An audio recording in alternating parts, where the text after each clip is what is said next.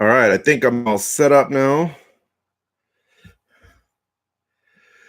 So, hey everybody, welcome to Trilogy Live, episode number 4. So, can you hear me? Is everything sound all right on your end? I'm still new enough at it. I don't feel quite confident that all my testing worked ahead of time. So, all right. All right, Don says he can hear me. That's all I need. Oh, I guess Chad can hear me too. Chad hears me enough. So, what's up? What's going on, guys? So, I just figure I should be more set up when I get here. But that's all right. So, all right, we'll start our conversation. It is GBO week pre. So, is that GBO week eve? I don't know. Can you have an eve the week before if you call it a whole week? So, but we'll get into that here shortly. I'm going to kind of go over some basic things they probably already all know, but for the archive people, for those who come in late who may not know. So, what's up, Josh? Go over all the new release stuff real quick. Like I said, I've been doing every week. I think you guys probably already know, but I just want to make sure that this stuff releases on Friday here coming out. With everything else that's been going on, releases are always exciting. But the Fusion Raider in a stock, well, actually wasn't supposed to come out right away, but with the hype and the excitement of all the other Raiders, that they decided once they got them, they want to get them into your hands. I haven't heard anything on the Lucid Raider, though. I did hear some things about Lucid Raiders for TFR for an event later on in the year. So that could, if they're going to do some of that, that might hold off on the stock a little bit. But I haven't heard anything official. The Lucid X Trespass, it actually sold out very fast on the wholesale list. I imagine that that's going to be a disc that a lot of people are going to be looking for come Friday. But really what got me most excited, well, it wasn't so much the Lucid X Trespass because we got that last year, but the Moonshine Lucid X Trespass, which really I don't know why I'm more excited about it. The Lucid X Trespass is pretty overstable. I guess I'm hoping the Moonshine's a little softer. So I know the normal Lucid X Trespass is a little too stiff for me. The Hybrid Warden, the AJ Risley Team Series disc, looks very nice. I have not thrown it. The Opto X Compass, which I know a lot of people have been very, very, very excited about. Again, these all released. And then finally, the Classic Guard, just a stock stamp Classic Guard, but the Guard's been pretty popular. So those all come out on Friday. Yeah, that's it. And I got an email today. I think my hand-eye subscription box comes tomorrow. I don't know if any of you guys do the hand-eye subscription box or not. It's the only one that I do. Occasionally, I do the disc member subscription box. I haven't done it in a few months. I tend to do it only for the Trilogy ones. But on the disc member, which is Disc Golf Store subscription box for the month of, I think, June, it's a West Side disc. Says special release, so I'm not really sure what that means. I'll be really curious. I know a few months ago they had the Moonshine Maverick, and disc member, because they have so many subscribers, they actually take advantage of the where they buy the 1,500 discs, the exclusivity discs, kind of like Derek just did with the Blend Verdict. If you haven't seen those, over on Truly Unique's page, he's been promoting the Blend Verdict. That's his exclusive disc that's exclusive to him. He's got them in regular. He's got a blueberry scented. He's got moonshine. He's got strawberry scented, but he's taken pre-orders. He will have them there at GBO. They feel great. I'm actually doing a review on the Blend Verdict. I think Chad got a chance to throw the Blend Verdict, who's out there on the boards. Still very overstable for a Verdict. I'd actually say a little bit more overstable, closer to maybe like the Prime, but more overstable than the Bio or the Lucid that I was testing it against. But more than anything, it feels good. It just is. I have a really strong grip, and I can hold it. There's no slip. I am able to power on it. I felt the control in my hand was very nice. So I know I will be picking up a stack of those. And because they are exclusive, we have no idea when or if they'll ever be released again. they are not on the lineup for dynamic discs to produce anytime soon. So if you've ever wanted a blend verdict, I would reach out to Derek here soon. So, all right, what do we got on the board? Who's all here with me? I said hi, Josh.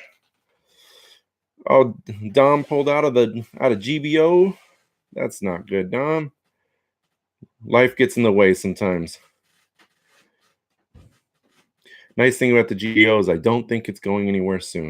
And this year's GBO was kind of different.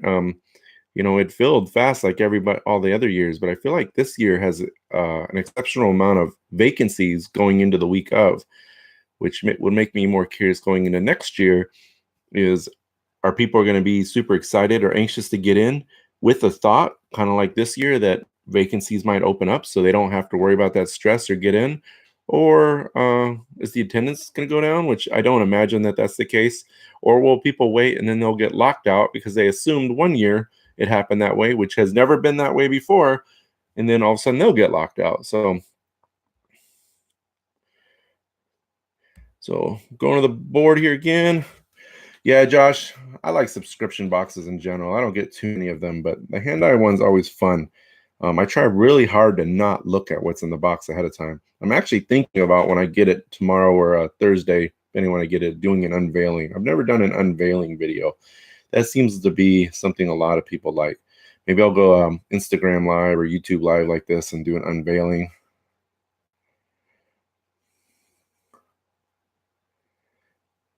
$82 spots. Chad Kelly is saying there's 82 spots. That's 82 spots available in advanced, Chad. So Max is offering to pick up Dom a blend verdict, which is telling me that Max is going to be down at GBO. So hopefully I can meet you, Max. Man, that's crazy, Chad. Yeah, 82 spots. I mean, I don't know how big that field is without looking it up, but that's quite a few. So again, we'll see what happens. People, when they go register in November, December, they're excited. They don't want to take the chance of missing out, and then life gets in the way. I mean, sometimes that far out, you don't know what kind of time off you're going to have. You don't know if you've been approved for time off yet. Some people, have kid or death in the family, or it is just kind of end of the school year. Like in my case, I know we have a senior and it's not quite too many things involved, but there's prom times things going on. There's a lot of little things that come on that time of year.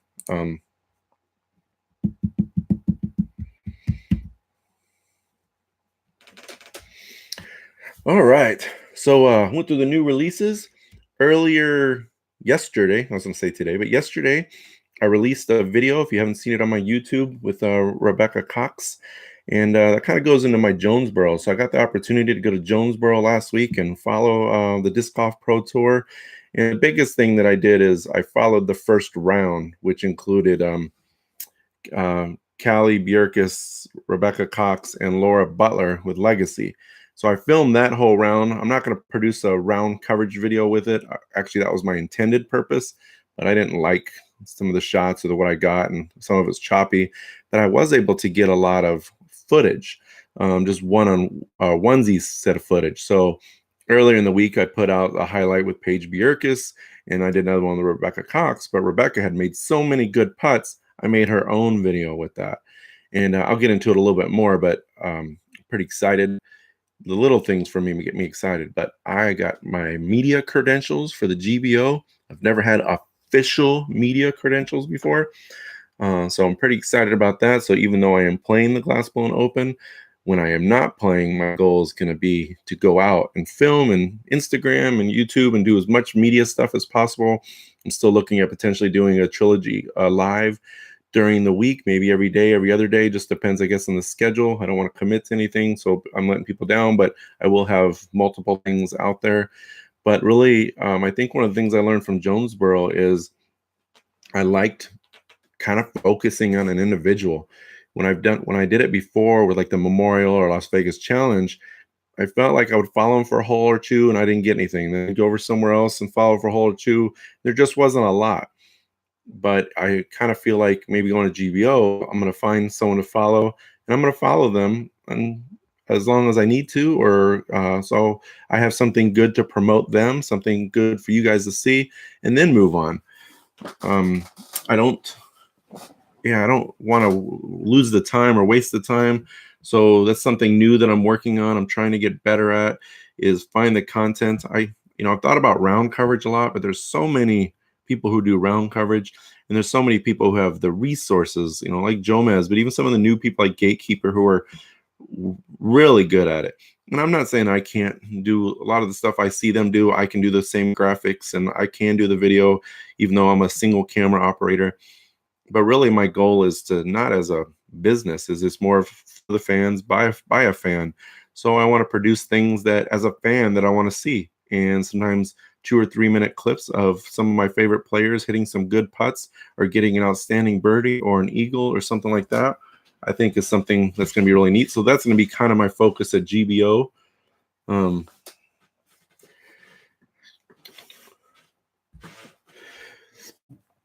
all right. So again, I was just reading at the board for those my audio listeners later on who wondering why I've got a little bit of pause. So, anyways, I was at a Jonesboro again. I followed that card. I will kind of go first as I did play. I said from the day I got there that I didn't think I was going to finish. Really, my goal was to do Trilogy Talk, was to do video and was to do pictures. And that's what I did. I played.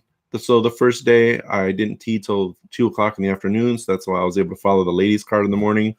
The next day, the Saturday, that was when they had the round cancellation because of the weather. And by the time I got out there, it was just pouring rain. And again, I don't have a ton of equipment, so I really wasn't willing to risk my equipment out in the rain, nor do I have all the rain gear that goes with that equipment just yet. I did a little bit, and I got a couple pictures and stuff like that, but didn't do as much as I wanted. And then I went out on Sunday, got a little bit, but it was my youngest's birthday, so I hurried up and came home. So I wasn't there the whole time there. I wasn't able to be there for the guys at all. Mostly it was the women that I saw the majority of time at Jonesboro, but the event was pretty cool. It's in Jonesboro, Arkansas. It's not a massive town. The course is called This Side of Heaven. And what a lot of people don't know is they actually have two courses there. You have the big course, which is what you see in the Disc Golf Pro Tour, but then there's a smaller course. I think they call it the junior course. And it's not really junior. I mean, there's some longer holes, but most of them are reachable, but it's very technical. If you don't hit lines in the woods, you're not going to score well. So it is something that you have to, you got to hit your lines. It's good disc golf. And then there's another one called Craig's Head, which is in a state park. And again, that was a super short course too. But again, if you don't hit your lines, you're not going to gain strokes.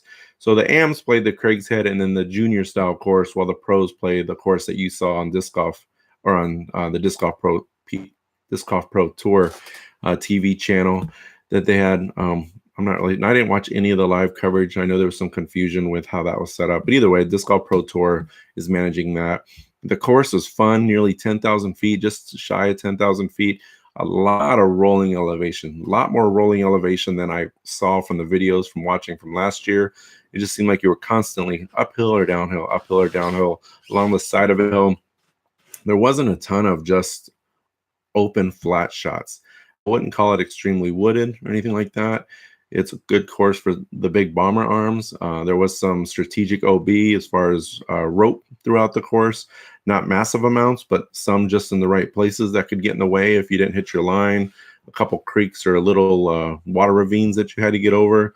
I did the one video with Rebecca Cox a few days ago where she had to hit an island shot. That was probably one of my favorite shots, something that I can reach. That was fun, but it was, I don't remember the distance, little over 300 feet. But it was downhill and it caught on an island, and it said 300, but it played a ways. It might have been closer to about 350. Again, I didn't look at the distance. I walked that course or I played that course, but I wasn't planning on doing anything as far as with the coverage. So I didn't honestly pay that close of attention. But it was fun. It's on my list. We'll see what happens next year. I would definitely not be against going, but that Saturday rain they had, I sent a screenshot to my wife and it was just red and yellow, big blob, and it was for hours. So around 3 o'clock is when that lead card started and it went. And of course, they only made it one hole before that round got canceled. And when we had our players party, which was I think I left it a little after 9 at night, and it was still just downpouring. It was a ton of rain, ton of water on the course, just flooded everywhere. So that was pretty crazy. I can definitely see why they canceled it.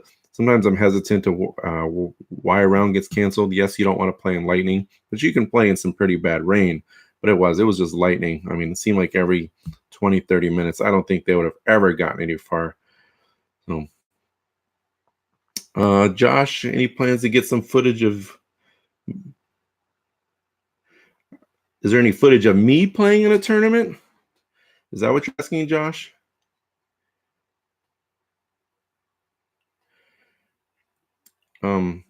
Yeah. Are you asking if I'm going to put out any round coverage, Josh? Or are you asking if I'm ever going to have round coverage of myself playing? So, but anyway, so Jonesboro, great time. Like I said, I would definitely probably look at it again next year if the opportunity presents itself. So, and I had a lot of fun. So, is there any round coverage of myself, or I've been on video a couple times. Flying J did some coverage here in Kansas City for the Bad Rock Creek Open. So on YouTube, if you search that, I am on the first round playing with Chris Clemens, actually in the first round. But really, my highlight is last year in the 2018 USDGC, I was on the feature card with Nate Sexton, Kevin Heimberg, and Nathan Queen for Jomez. So that was probably one of my highlights as far as the opportunity to see. I mean, as far as seeing me play, that was it. That was probably the pinnacle, the biggest I will probably ever be on footage, and it was awesome. If you haven't heard me talk about this already, I mean, we're in the first round, of course, not just playing with Sexton, Queen, and Heimberg, but there's 200 spectators going around us. There were like 5 cameras on us, and it was really weird. I'm around a lot of those. I've run world championships. I've been a part of world championships for years. It was actually my 5th USDGC overall. So I kind of felt my nerves would have been gone, but I would have thought I would have never been there. I was very, very nervous. Yeah, I had a good time, and it took me a few holes. I remember watching the video afterwards and listening to like Yuli, and I think it was AJ, and just talking about that I'm a better putter than what I was putting on. And I was nervous. There were times I was shaking so hard that I was trying to consciously talk myself into how to just let go of the putter. So, but I had a good putt. I think it was on hole 7. And then after that, I didn't necessarily putt great, but I played solid on the back. And I think I still shot like a 970, 980 rated round. I'm like I said, 930, 940 rated player. And those guys outrated me by almost 100 points. So they beat me by 8 or 10. I can't remember exactly what it is. But yeah, I still felt like I did okay. But yeah, I got my qualification because I was the TD for Masters Worlds for this year. Again, it was my 5th time. So the first time I got it is because I don't remember what year it was. Or what anniversary year it was for them, but I was the state coordinator for APO for military overseas, and I created that position over there. And so they invited me to do that year. And then the next year I got an exemption working for Dynamic Discs at that time. And at that time it was the performance flight. And then the next couple of years I was in the top 10. And when you're in the top 10, you get an automatic invite. Then they got rid of the performance. And then last year I got it because I was the tournament director for the Masters World Championships in Kansas City. So that is my history to me being on video. There's actually, we'll go back one step further. I don't know the searching, but there is another video of me for about 9 holes at the USDGC that somebody followed me. And I don't remember who was all on that card, but it was the year that Paige Pierce won the performance flight. And I got to play with Jonathan Ray that year. And I was actually on the lead card with Paige Pierce the year that she won the performance flight there. So I don't think there's any video of me with the round with Paige, but I know there's some video somewhere of that tournament. I think it was that one. But I've got 2 USDGC videos out there. The Jomez one, one that someone else did. And then I have the Bad Rock Creek that Flying J did. So there you go, Josh. There is some video of me out there. And then there's some silly videos of me kicking putts and things like that, which was really funny too. That was real fun to do. All right. So again, we're at GBO week eve. As I started the conversation, can you have eve if you count a week as a week? But either way, I am super excited. I am going on Saturday. Well, on Saturday, I can't go down there just yet. So for those who don't know, I live an hour and 10 minutes from Emporia.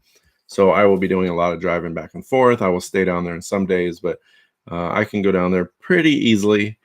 Um, but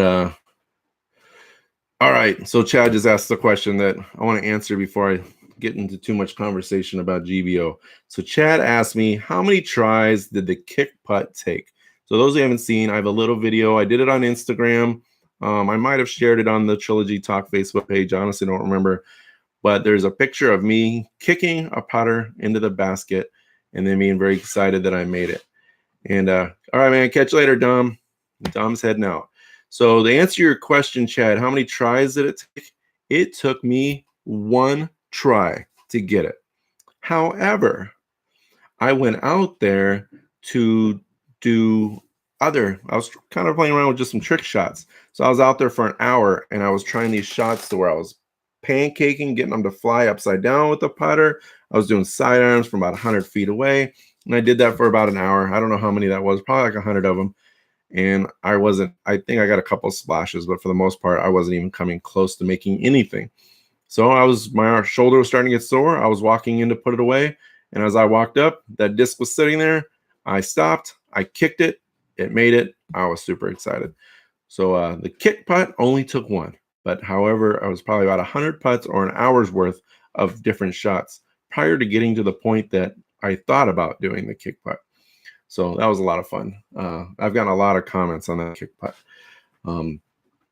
Which actually, people commented, the foot fault, and it is not a foot fault. You can putt with your feet as long as your supporting point is within the designated area of putting. So I know a lot of people are joking, but I saw a foot fault. I just wanted to say I did not foot fault. If you look at my back foot, the supporting point, I am still within my sheet of paper that is allowed behind the mini. So, all right, so back to GBO. On Saturdays, before I can go to GBO here in Kansas City, we actually have a battle at our Blue Valley course, which is like a 10,000 foot course. I don't know if they're going to have it set up, but the whole 18 holes, it's one round, is on marksman baskets. Eric Oakley will be in town, and I am actually going to film the full round of that. So I might have some round coverage to try to play with, but I am filming it. If I don't do round coverage, I'll do some kind of highlight video out of it. And then he's going to sit down with us. Hopefully we can get the time, and we're going to do an interview with Eric, and hopefully maybe even get Tina on board to come and talk. So that'll be another video for me to put out. And if I can squeeze the time, since he is the expert at the felon, or he knows quite a bit about the felons, I would like to even do another video of just talking about the felons. So I like to have those individual videos to be able to put out. So that's Saturday. But then on Sunday, I'm heading down to Emporia. I am playing one of the one-rounders out at Cottonwood Falls, I believe. Since I am playing that one in my round, I am playing MP40 during the GBO. On Monday, I don't know what I'm doing yet. I know I'm going to go help Derek Brookard with Truly Unique out at Hammond Park with his one-rounder. I maybe film some in the bags for his team members who are available. And then venture around. If I can get a one-rounder in there, I will. On that Tuesday, we have the exhibit. So if you will be at GBO, make sure you come visit us at the exhibit hall next to the Granada. I think we're there from 9 to 4. We've got the Lucid X prototype Ice Escapes, but not even just those, but we'll have a big display of approximately 100 discs from prototypes, first runs, bags, swag items. We will have the niche display of the Albatross River. For those who can't go to GBO, I'm going to have a special Albatross River video that I actually completed today. I won't launch that out till Tuesday, but it's going to be basically the same thing everybody else sees. As far as the poster, you won't see the individual discs, but I will probably try to do some type of live video from the exhibit for those who can't make it. But the exhibit's a lot of fun. Again, you can come meet Derek if you don't know him, and just come say hi, but look around. And yeah, it's a lot of discs, a lot of prototypes, a lot of history, a lot of first runs. We have, I think, at least a variation of every mold that DD has ever produced. And it is a DD specific. So except for the Albatross River, there isn't really any latitude or west side this year. Each year we try to come up with a theme of which discs that we want to have out. And since it's a dynamic discs exhibit, we've stuck with it first this year. I know next year we're starting to talk about doing some expanding and getting into the other two manufacturers as well. But still, it's a good time putting it together, putting it out there. So that's on Tuesday, and then competition starts on Wednesday. I've seen a couple emails come out for GBO today. Tee times get launched out Monday morning. I'm always excited about that to see who I get to play with. I know I'm not playing open, so the chances of playing with any of those superstars, but there's plenty of superstars in the MP40 division that I hope to have the opportunity. Eric McCabe is playing Masters there, so the opportunity to maybe play with him. And I haven't honestly looked at the list, but Dixon Jowers I know is playing Masters. I always like competing against him. And so there's a lot of really good players that are out there, even in the MP40 field. So I'm excited. I am going there to play. So that is my high priority, or my first priority. And so I want to put some time in there. But like I've said already, I have the media credentials now, and I'm going to try to put together some video while I'm out there throughout the week, attend as many things as possible. On Monday, they have the Brewery Festival, which is like 30 different breweries from Kansas that all come together, along with the collaboration with Radius and Walnut. Walnut, I don't remember the rest of the name of the place, but I think they're going to be out there because they have a special can that Kevin Schaefer did that Jeremy was just showing on his April update.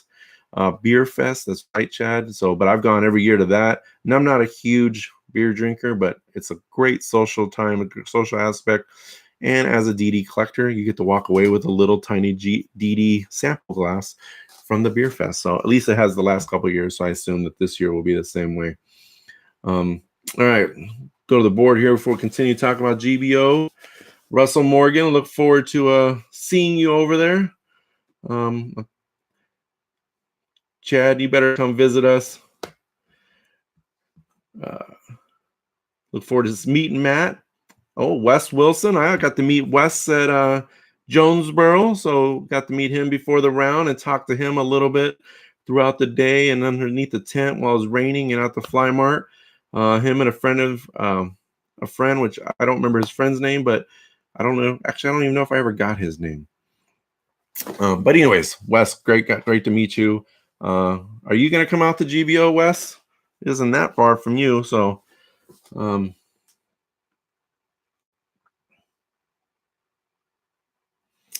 So Jim Bevins is asking me if I've decided what night and times you'll be doing Trilogy talk in the future. I haven't. I kind of feel, I don't know.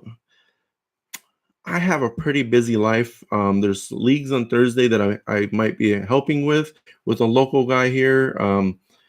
My wife's kids, they shift between Wednesday and Thursday. The night they go to their dad's.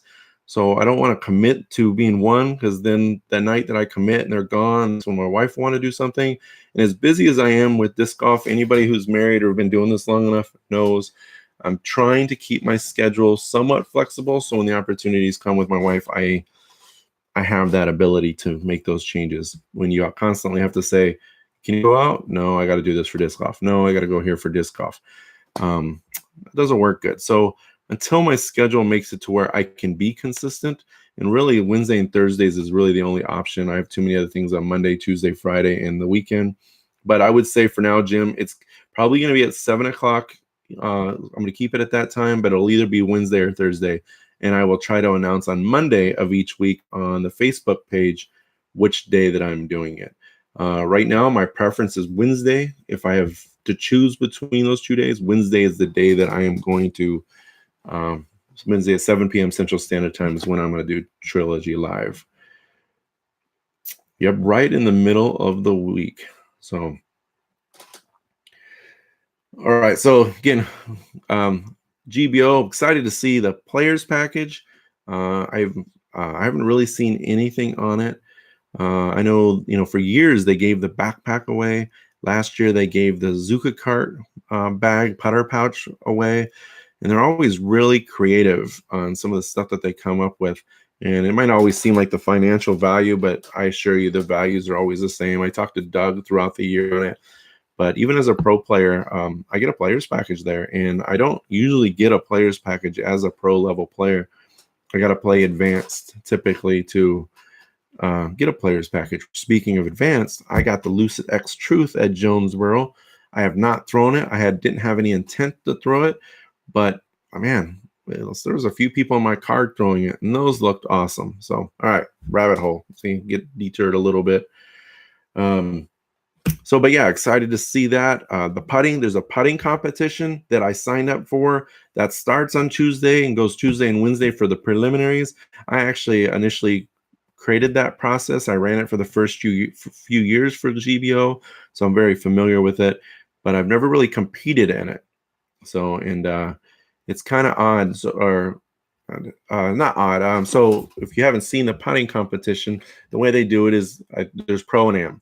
And as a pro, which is what I signed up for, they tier you. So basically, I think there's 14 pods because they give there is a wild card, I believe. There is a winner card, and the other 14 are based on you have to win your pod. So they take your rating and they put it all in numeric order from the highest rated to the lowest rated. And they basically go 1 through 14, you're in pod 1. 15 through 28, you are 1 through 14, you are in pod 1 through 14. And then 15 through 28, you are in the second set in pod 1 through 14, and so forth. So sometimes, depending on how many people sign up, there might be 4, there might be 8 in a pod, but only one person wins. Now, they do have a wild card spot. Actually, I think there's a pod also for walk-up. So there might only be 13 pods based on pre-registration. But I think there's a pod for then a wild card. So say you're in a pod and you lose, but you had the second or you had the highest score of all non-winners. That's your wild card. Because we've had it in the past where a person would lose, but the only people that beat them out of everybody was the person in their pod. They beat all the other pods.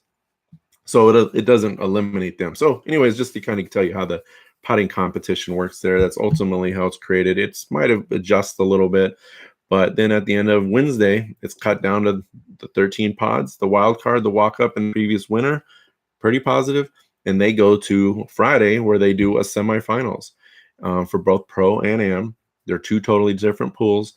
And I think they get it down to the Final Four, where the Final Four, they do, last year they did it, I believe, at the players' part, or the bonfire party, but in the past it had always been on the block party. I'm not sure where all those are going. I don't have anything to do with it, but hopefully I find out because I'm in those Final Four. I can beat any of those top 50 players in the world that potentially could be in my pod. You only have to putt, 24 putts in the prelims. I can do it. Wish me luck, people. So no, I need to start practice putting if that is even a potential realistic option at all. So, but then Wednesday starts competition. Wednesday, Thursday, Friday, Saturday is a competition. I honestly haven't even looked at my schedule. I think maybe I only do Wednesday, Thursday, Friday. I can't remember. Actually, I should probably know more about the schedule if I'm going to talk about it. But I know the pros play 4 days and they go all the way to Saturday, and they play at Country Club the entire time. And I know they're trying to make there's some cutout there for Saturday because they're trying to get as many spectators on Saturday as possible. So, all right, I'm checking out the board. Sometimes doing the both things makes it hard. Russell, I will be at the poker game at some point. Typically, I show up a little bit later. If I'm going to play poker, I want to win, and I can't be out till 1 o'clock in the morning. Poker always lasts for a super long time, but I always come in and hang out for a few hours and just kind of socialize a little bit. All right, so again, so that's competition, Wednesday through Saturday. I feel like, I don't know, does anybody on the board know for sure? I feel like the A-tier side, which is basically everybody but MPO and FPO, I feel like they only play for 3 days. I know I play 3 courses because I am playing, I think Jones East, but Peter Pan and Cottonwood Falls. Peter Pan is the one I probably play the best of those three. I've only played Cottonwood Falls once, but I'll have a few rounds in there before the tournament. And I've played Jones many times over the year. So Chad is agreeing. He is saying Wednesday through Friday as well. So 3 rounds. So which leaves Saturday to go watch the pros. So far as Trilogy talk goes, which means I'm gonna have all day Saturday to venture out and follow and hopefully get some footage that you guys can see. And I know there will be a lot of live coverage. I think there's five cards of post produced and 1 card of live, I think. So there's definitely looking at a lot of video. I'll follow some of it. Really, my goal is going to be to follow where they're not, is kind of adding as an additional option. Also, maybe signs of people we don't always see. I like to do it. Like I said, it's for the fans, by the fan. There's a lot of people out there I like to see that aren't always on the top.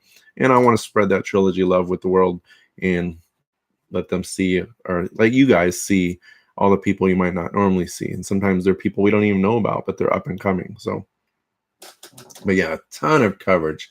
And then I guess that leaves on the Saturday, there's the block party.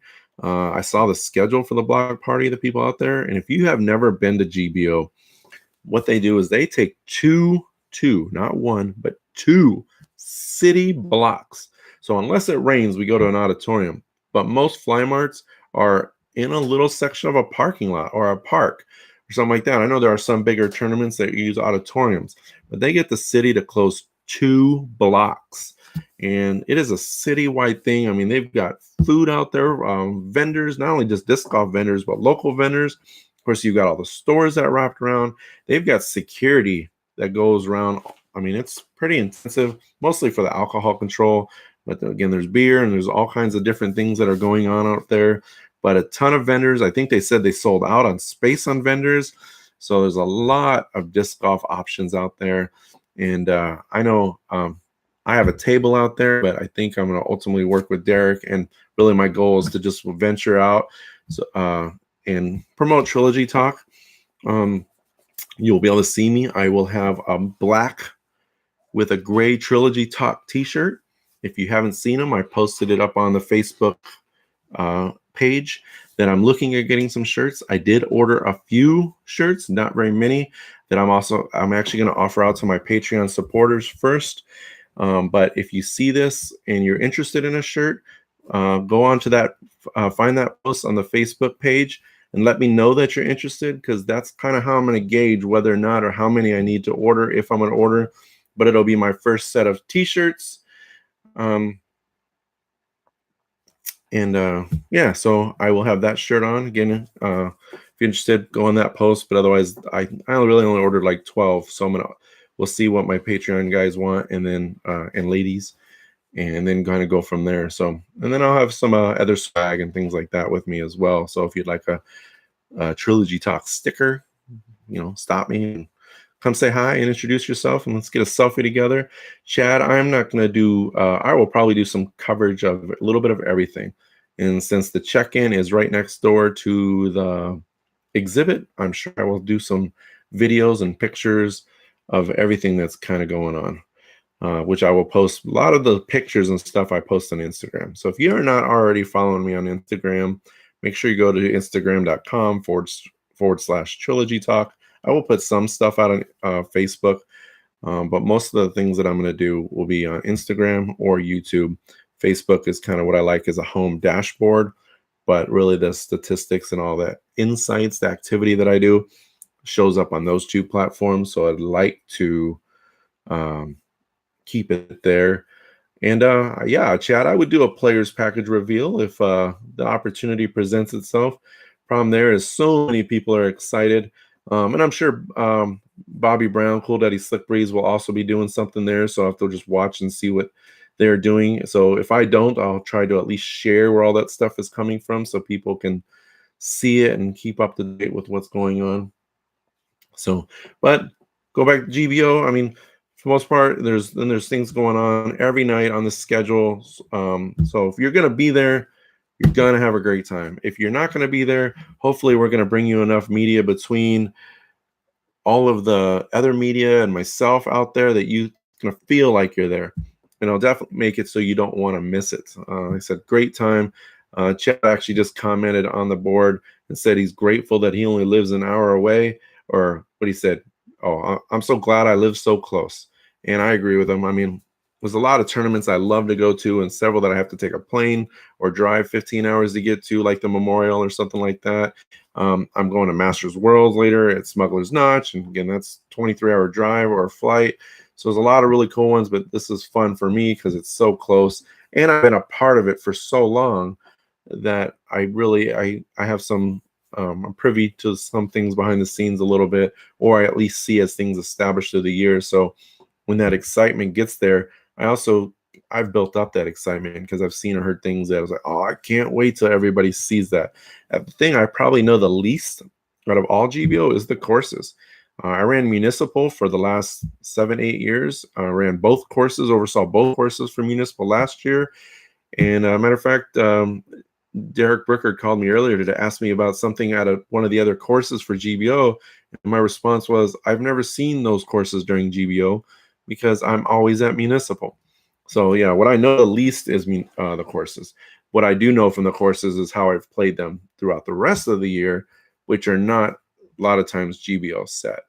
And really, as much as I go to Emporia, you would think that I play those courses all the time, but I really don't. I go for Monkey Island Open, which is at Peter Pan.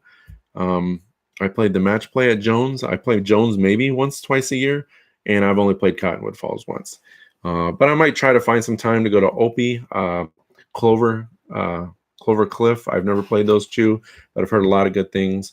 I'd like to see when people talk about the technical ability of Opie. I'd like to know what they're talking about. So, all right. So that's GBO. Something else. So something I want to I want to put out there a little bit. I've been thinking about this since last week. And maybe some people have some insights. Maybe if some pros watch this, they can comment later on. But so when I was at a Jonesboro, this is just kind of where it launched, but it led into other thoughts. But when I was at a Jonesboro, we had a players party at an auditorium, and there were a couple vendors there, but there were pros that were branding themselves. So you had like Eric Oakley, Zach Melton, Missy Gannon, Emerson Keith, Paige Pierce, and Nathan Perkins with Discmania. And so they were there selling their stuff and they were branding themselves, which I think is excellent. I love it when they do it. So what it made me start to think of is thinking of that tournament. I was like, well, where are the other pros? How come Conrad, Ricky, Yuli, Macbeth, Philo, Paige Bjerkus wasn't there? I mean, what makes them decide to now, and maybe there was a cost to it that I don't know, but what makes them decide to set up versus not setting up? When I look at it from a fan's perspective, is you got the opportunity, and looking at all those tables were full. They were selling discs, they were signing autographs. It's an opportunity to meet your fans or for fans to meet them. So I would assume that was offered to everybody there, and it made me wonder, why would someone choose to do it versus not do it? Now, I know sometimes people just want to rest. I get that too. And then my first thought was, well, they can do, maybe if they're not choosing that, it's because they're doing things throughout the rest of the year. But then I got thinking, but there's not very many people that do things throughout the year either. Like Ricky does stuff. Paige Bjerkus wasn't there, but she does her putter thing, which she's doing at a GBO, her putter challenge. Nate Sexton does some stuff. Greg Barsby does his stuff. I don't think Macbeth does anymore right now, but he used to with Sexton. So I could see, okay, maybe they're doing that through the week. So come tournament time, they can focus on tournaments. But it's still such a small amount of people touring pros that have signature discs that I don't see you do it. I'm not saying they don't, I guess, but I don't see it. And I like to think that I'm pretty social media savvy, that I'm on it more than enough that if anything comes across, regardless of manufacturers, that they'd be out there. I know they've got like the luck of the draw that Eric Oakley and Paige Pierce just did at Bowling Green, I think today, maybe yesterday. I just saw the video today. I guess I don't know how old that was, but it's this year's Bowling Green. But there are a lot of pros from a lot of different manufacturers that don't go out there. And I love to get their discs and I love to come say hi. Anytime those touring pros come into Kansas City, whether I have a personal interest in their discs or not, I almost always go to purchase something. I know I personally like to find some swag items that I can use or wear because I know I'm probably not using the discs if they're not Trilogy. But if that's my only choice, I will still buy a disc. And a lot of times you're buying those discs for 25 bucks. I know even this weekend when I was at Jonesboro, the pros that I see regularly, I'm still buying their discs for 2025 when I know I can get the same discs at wholesale cost. Now, it doesn't have their stamp on it, but I want to support them. So paying even the higher dollar to support them is something that I want to do. So I guess I'm really kind of in my mind trying to contemplate or comprehend why some pros do things on the road, some don't, some set up, some don't, when almost all of the higher elite pros have some kind of tour fundraising discs. Now, some of them maybe just rely strictly on what the manufacturer sells from them via their wholesale or their factory store or things like that. But there's so many I just feel like they that aren't out there. And I'm looking at the thing for um, at Jonesboro and watching how excited all those fans were for the 7 or so touring players were there, and thinking to myself, man, how much more would they have loved it if Paul McBeth was set up there or Yuli was set up there? And those were two of the higher ones with Discraft right now that I've thought about, that with the recent changes in or shifting in tour or team changes, that I know a lot of people would have been super excited. I'm thinking, and I know not only could they have sold a ton of discs, their discs are some of the most popular discs on the market right now, but man, how much, and it's not always about money, but I guess I feel like money is a big part. You have your job as a player is to play, and maybe vending things like that is like getting overtime. If you don't do it, it's not budgeted into what you are expecting for the week, but having more money always helps. And again, I know, like I say, Paul McBeth, I'm not saying even he doesn't need money, but he's probably more set up than a lot of touring players. But there's still a ton of touring players out there. You have Callie and Jonathan Ray and Paige and Grady who are out there. You have totally drawn a blank now, but we all know there are a ton of players out there that have a tour disc. So anyways, I was going back to that branding, and I was like, what makes a player choose to brand themselves or not brand themselves? There are some players that I know are very good, like I think like a Joel Freeman. I think he's in Jones. I'm blanking out. Kevin Jones. And maybe they do something, I just don't see it. But really good players, up and coming players, Calvin Heimberg, and I'm not picking on any manufacturers.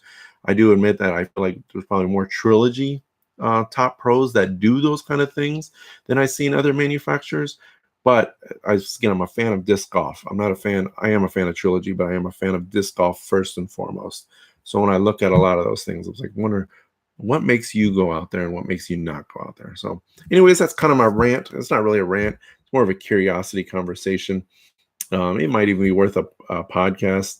It definitely is probably going to my archive of questions when I interview pros as time goes on to ask them their opinion on it. But I think branding is probably one of the most important things that any of the pros can do right now. I know even from the Trilogy side, from being on the Team Latitude, one of the things they push more than anything on us is social media. It's whether we're talking about the newest discs coming up, we're talking about the tournament we played, we're talking about what disc we played with at the tournament, because they know that brands the manufacturers, but it brands us, and we are tied to those manufacturers. Again, Paul McBeth's branding himself, but what goes along with that? Discraft. It doesn't matter. He's not specifically promoting Discraft. He's promoting him, but he's attaching Discraft. Eric Oakley and with the whale pants and all the stuff that him and Tina do, they're promoting their brand. But what comes attached with that is dynamic discs. So they kind of both fall hand in hand. So again, what makes them choose it? So again, that's going to my master list of interview questions. So all right, I'm gonna catch up here on the board a little bit. Yeah, Josh, I have so many fundraiser discs. Some I threw. I actually, from Emerson Keith, picked up a hard harp that I usually like softer putters, and I don't even a lot of times I don't even like to put the touring discs in my bag, just because I want to keep it as part of my collection. But I played a course in I can't even remember the name of the course now. I posted it earlier, but in Missouri, and I played with it, and I really liked it. So, and I've never been a harp thrower. I know harp is very popular, but I wanted something that kind of filled my justice spot with a little hair less stability. Um, yeah, and as Max is saying, is supporting the pros. But even if you don't like this stuff or use their stuff, donating it to a tournament raffle. I think those are great opportunities. I do those all the time. And majority of the time when I win a raffle, and I almost always buy into the raffle, but when I win a raffle, that stuff almost always goes back in the raffle. But I figure I still supported it, even though, really there's probably nothing I need, very minimal of what I need or really want. And I usually just want to support. Matter of fact, the number one thing I always think of a raffle is I went to USDGC one year, and Jonathan Poole, he does every year like a custom skateboard. And for those who don't really know me, I was real big into skateboarding through the majority of my youth growing up, especially when I was over in Germany. And so he had a skateboard that I think was, I think it was a Pal Peralta, which is an older brand skateboard. And I really wanted it. And I spent like 80, $100 on raffle tickets, which for me, like 20 is about the max I'll normally do, like basically the cost of buying a disc. And I really wanted that skateboard. Point is, I did not win that skateboard. So I have not been very happy with that raffle since, but I still do the $20. All right, getting back to the board, top pros like Ricky, Paul, and Eagle, they they probably don't need probably need to be out there a ton because they're probably pretty taken care of by their manufacturers or sponsors. But I still think from a fan's view is how much more excited would fans be? I mean, look how much fans come out just to watch them play. Imagine if they got to have even like a 30-second conversation, or just sit around and listen to them have a conversations. And a lot of Trilogy players, and I don't know what the other manufacturers, but I know within Trilogy, it's kind of an expectation that, and a lot of them are very good at it, And, um,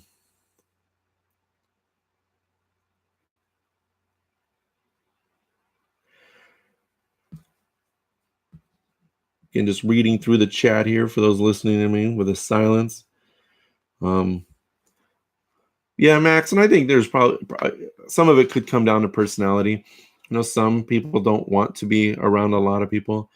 Uh, I know some people, when it's tournament weekend, that's what they want to focus on. They want to go home and visit or go stay with their loved ones or visit family or hang out, just relax. I get that. But a lot of those who don't on the weekend also don't do it during the week. So like I said, I think if you don't do it during the week, then and they have something set up during, or if they don't do it on the weekend, when they have the opportunity, not every tournament has an opportunity for touring pros to even sell discs without somebody like me going up into them and say, hey, do you have this? I'd like to buy it. Which if they're able to, usually they're willing to do that. But if they don't do it on the weekend when the opportunity presents itself, and they don't do it during the week, that's where I'm kind of, why is that lost? Why is that branding thought lost on that player? Again, if they do it during the week, like Ricky's all over the place doing those. I think it's good.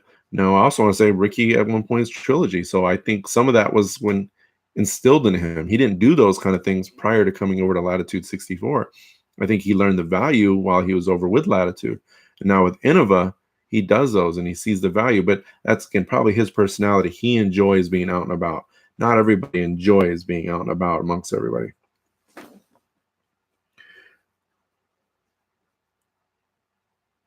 Yeah, Ricky is not. He does get a little bit nervous, as Chad is saying on there. I think even on Smashbox, they've joked a few times about his public speaking ability. Good thing for him is he's not in the business of being a public speaker. So as long as he can keep hitting those 100-foot putts.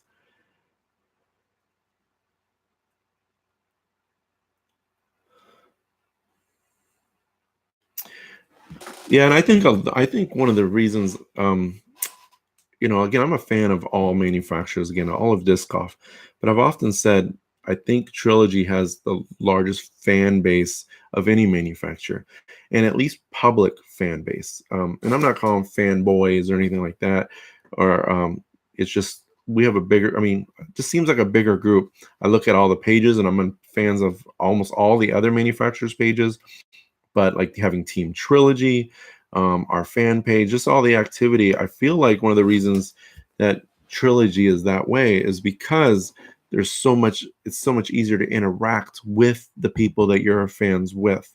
There are so many things that Trilogy does between Trilogy challenges, True Disc challenges, all the different events, all the events they sponsor, all the events that the touring pros go to, like several of them went to Bowling Green this year.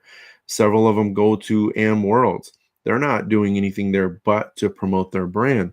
And again, some players from other manufacturers do that, but I feel a lot more within the Trilogy do that.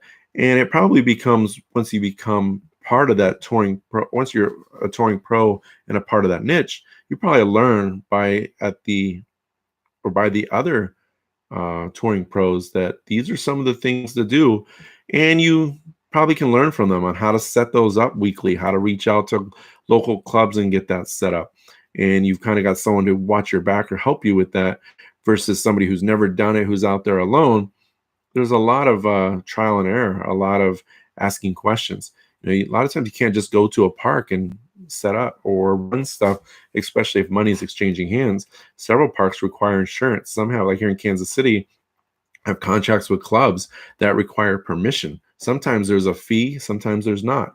But if you don't know how to communicate with those kind of things, I remember talking to Jonathan Ray when he first started doing it. He was constantly having to make phone calls to all these different parks. And sometimes you show up to a park with the assumption or the information that you don't need anything special. And then you get there and park rangers or police stop by and are looking for permits. And then that doesn't look good for anybody. So the more knowledge that you have, the better it is. And I think sometimes within that Trilogy world is there's so many people that are already doing it that you're probably somewhat hang out with, because that's your comfort zone when you're out on the road for somebody who is starting out from scratch. Like I think like a Missy Gannon, who's sponsored by Dynamic Discs. It's her first year on tour, and she has her own rig that she's traveling with.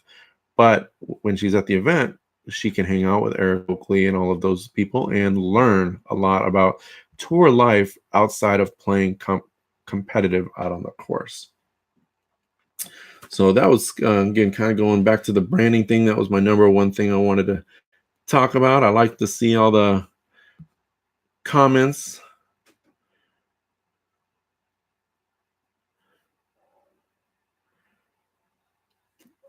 All right. And then I don't know, just something else I want to say that I was excited about that I saw come back this week. I don't want to get into too much of the debate because I think it's exhausted out that a lot of people debate. But Paul Macbeth eclipsed the highest earning for PDGA tour winnings in history of the game. He passed Ken Climo for just overall dollar value. And I think that's super awesome. Again, I've been around since the mid 90s. There was a thing out on Reddit that they had a graph, and the graph kind of showed from year to year where it progressed. And you could see these players and old players, I don't say old players, but older players, old school players, where they were at the top and where they kind of shifted, or players that are even somewhat older school players now, you saw their rise, and then as new players kind of eclipse them. And anyways, it shows their overall winnings. And it has Paul Macbeth. He finally passed Ken Climo. Now, yeah, there's a lot of different things on there. Climo has probably twice the amount of wins and twice the amount of events. The amount of money that a player plays for, like Paul just won, what, $3,500, $4,000 for Jonesboro.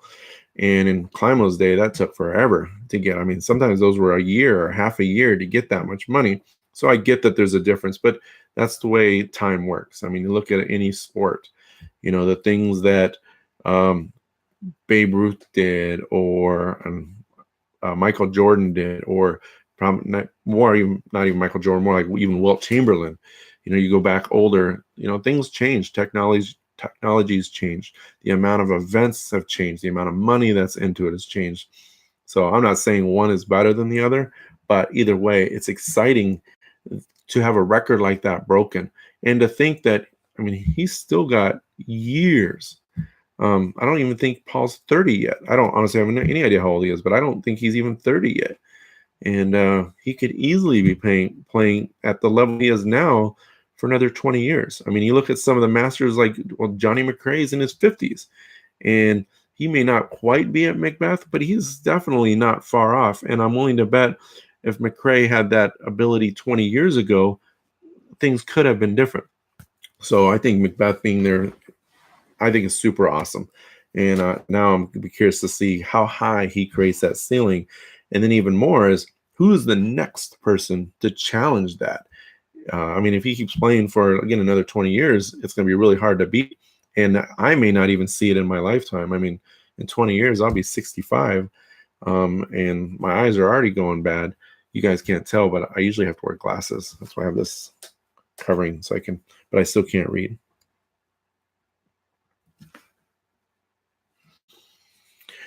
Yeah, and Chad is, I'm reading the board here. Chad is talking about Macbeth saying, that Paul will probably never win as many championships. And you're right. Paul, I mean, he may or may not.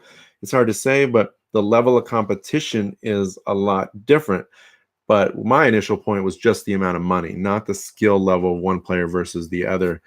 Again, I mean, just a couple years ago, Macbeth kind of slipped a little bit.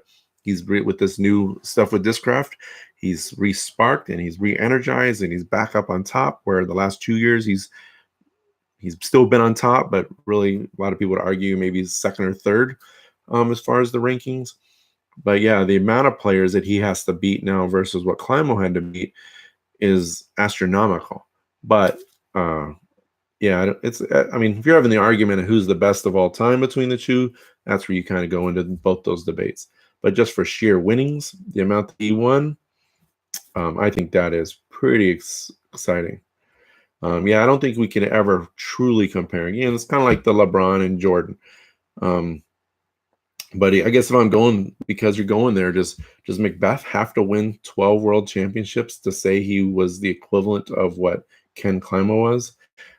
Ken Climo, again, if we're looking at the different level, I think honestly you could say if Macbeth gets to 8, I think you could almost argue that that's comparable to his 12. It may not be the same thing as saying 12, but what it took to win 8 in this era versus what it took 12 in that era, I think there's some leeway there. I think some difference. So, but once he gets to that, I think he's got a good chance to get in the 5 this year. Right now, it's just so impressive to watch. When I was watching him at Jonesboro, and I've watched him for years. I've known Paul since he was sponsored with Dynamic Discs before DD was a manufacturer. And I remember him playing AM Worlds in Milwaukee. And just to watch over all these years, he's as confident as he's ever been. And he just looks so calm when he's out there. You can tell he's having fun. But yeah, when Paul does good, it just seems like everything in disc golf is going good. And, kind of going back to the whole winning is who's going to be that next person? Who's going to challenge? Probably nobody's going to challenge Paul anytime soon as far as the amount of winnings. But who's going to be the next one that makes disc golf as exciting as Paul? What's up, Chase? Chase Underwood on there, Team Dynamic Discs. Met him up in Jonesboro. It's great to see you. You're going to come down to Glassblown Open? So I actually got to play with Chase during the first round. That was a fun card. We had a fun group of guys being silly. So Coleman is saying Eagle is the next Macbeth. I don't know. I mean, I think Eagle's there. I think Eagle could be the comparison to like what Barry Schultz was to Ken Climo. Kinds of stuff. I don't see that yet with Eagle. I could be wrong. I like Eagle. Eagle's fun to watch. He's young, but we'll see. I'm not sold that Eagle is the next Macbeth yet. Like I said, my comparison right now is he is the next He's the Barry Schultz to the Ken Climo. And actually, Ricky is probably closer to that right now because they're battling. But I think Eagle is the ability to be that. But I could be wrong. I think Eagle's got a lot of potential. I think Eagles is our own worst enemy at the moment. So, but I do love watching him throw. I love seeing him out there. He's fun.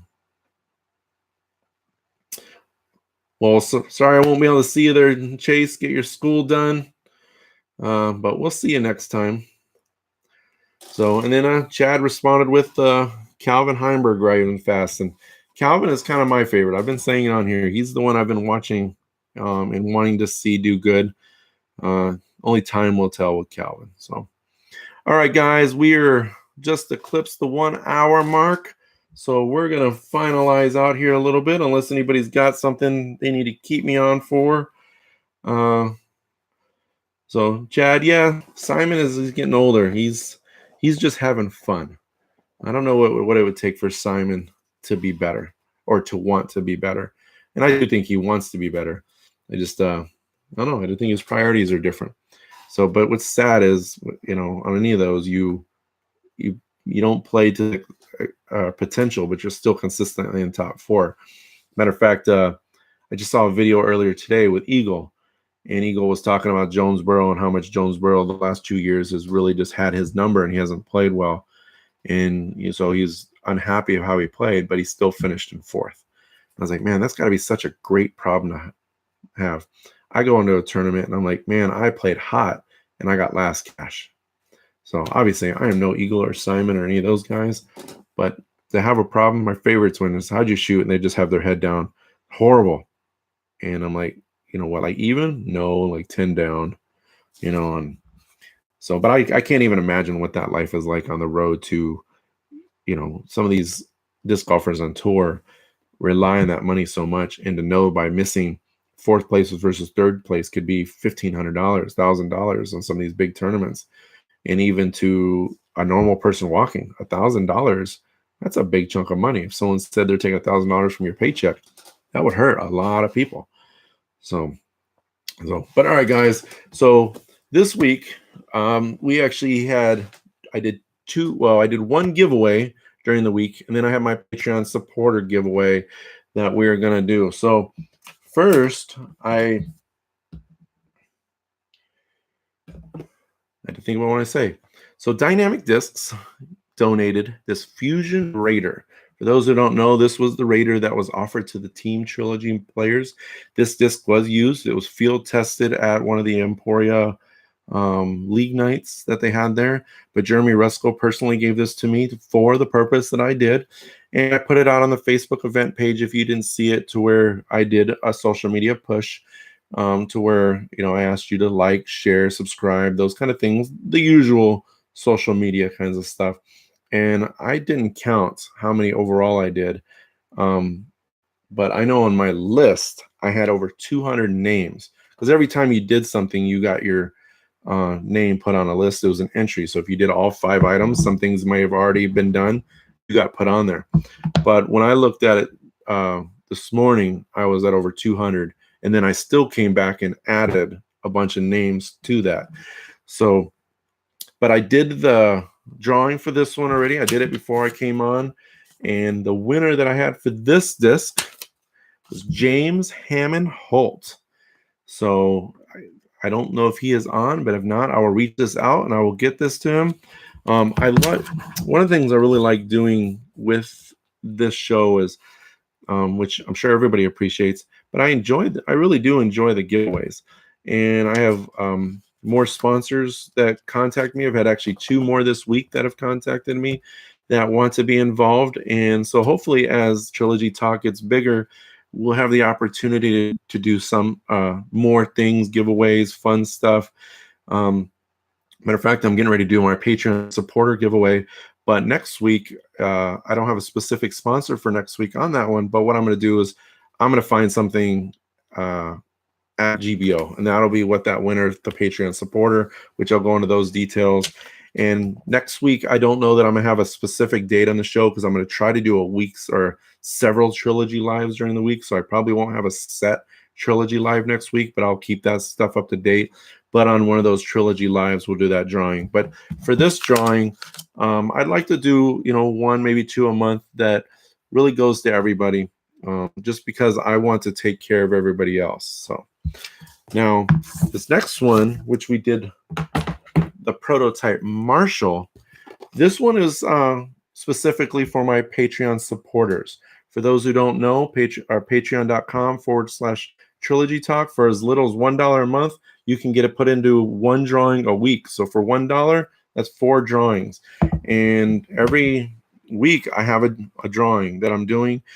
Some, like the shirts, I'm going to offer to the Patreons first. So those are ones, if you're taking care of me, helping me so I can do things like Jonesboro or the GBO, and it doesn't always have to 100% come out of my pocket, then I want to definitely take care of those guys a little bit better as well. But just still being here, following all those social media things like Instagram, Facebook. I do have Twitter, but I don't really use it. I honestly haven't even looked at it in a couple of weeks. But just having that, when people randomly share things, those are great things. So that's where kind of the Raider and stuff falls in for those guys. For the guys who give that financial support, like I said, we're going to go a little bit farther here. Josh, Proto Escape, probably not next week, unless it was a match play one, but it would not be a Proto one. But we'll have to see, I guess, what happens, what's left with those. So, all right. So I have currently 6 Patreon supporters. So I am bringing up random.org.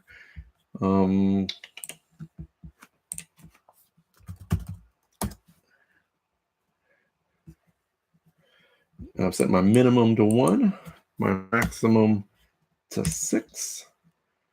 We're going to click the generate, and it came up with a number 2, which means nothing to you guys. But second, who's currently on my list? Josh, I can't get you a Proto Escape next week, but Josh, I can get you a Proto Marshall. Josh Regal was my winner. He was one of my Patreon supporters. So I appreciate it. I appreciate everybody is on there. Josh, I will reach out to you and get your address, or since you're on the board, if you want to Facebook message me your address, I will get this in the mail prior to going to GBO this weekend. So you have that. Next week, I don't know which disc we're going to do, but I'll find something that's down at GBO that's really cool that all my Patreon supporters ultimately want to get in. Again, if you're not on there and you have the ability to give at least $1 a month, I appreciate it. And you get to be a part of that part of the giveaway a little bit more. So, all right. We're 1 hour and 12 minutes. I appreciate everybody's being here with me today. So until next time, we will talk to you several times next week. Keep sharing the Trilogy love with the world. See ya.